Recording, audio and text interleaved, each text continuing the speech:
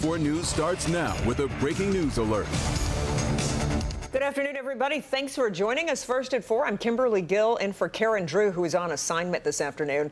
This breaking news, first at 4, President Trump marks 100 days in office with a visit to Metro Detroit. And this comes as he's set to sign an executive order scaling back tariffs on the auto industry. The president departed Joint Base Andrews earlier this afternoon and his touchdown, we're told, at Selfridge Air National Guard Base, where he's set to speak at any moment.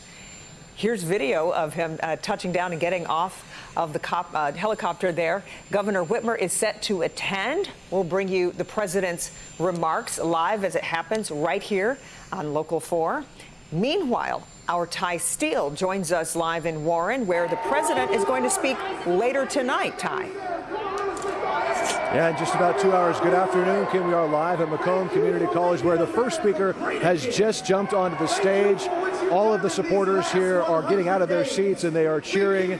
The president calling his first 100 days in office a massive success. But for those here in Michigan, with unemployment on the rise, with economic uncertainty on the horizon, and an auto industry that has been rattled by recent tariffs, it's a bit more of a complicated reality. Nonetheless, the president has an opportunity today to talk about recent successes and also help explain his record to a state that helped put him back into the White House.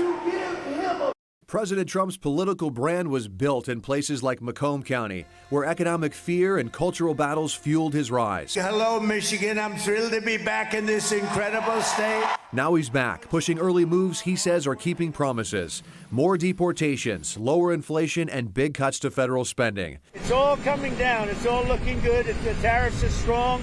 But the economy tells a mixed story. Inflation is down a bit, gas prices have dropped, but groceries are still expensive. And Michigan's unemployment rate, 5.5%, is the second highest in the country.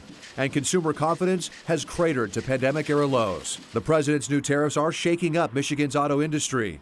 GM is moving some jobs back to U.S. plants, but layoffs and shutdowns are hitting other companies especially hard. Deportations are up, border crossings have dropped sharply, and immigration arrests are spiking across Michigan, especially around Detroit. In schools, the president is cracking down on diversity programs and banning transgender athletes from women's sports. The University of Michigan has already scrapped its DEI initiatives under federal pressure.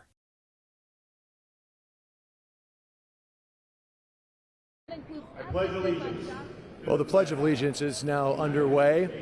The president knows how important Michigan truly is to his comeback, and of course, Macomb County was vital to his flipping the state red for his second comeback there. The Pledge of Allegiance is just wrapped up. Macomb County, obviously known as an automotive hub here in Michigan, also a blue-collar and Republican stronghold for the president. The president is very aware of these facts, and also is home to Selfridge Air National Guard Base, where, of course, the president has flown in and out of today.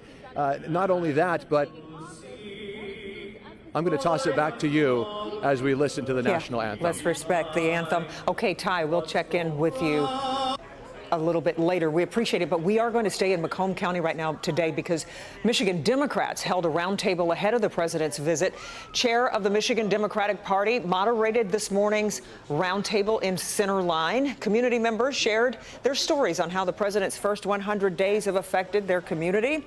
A small business owner talked about the impact tariffs could have on their business.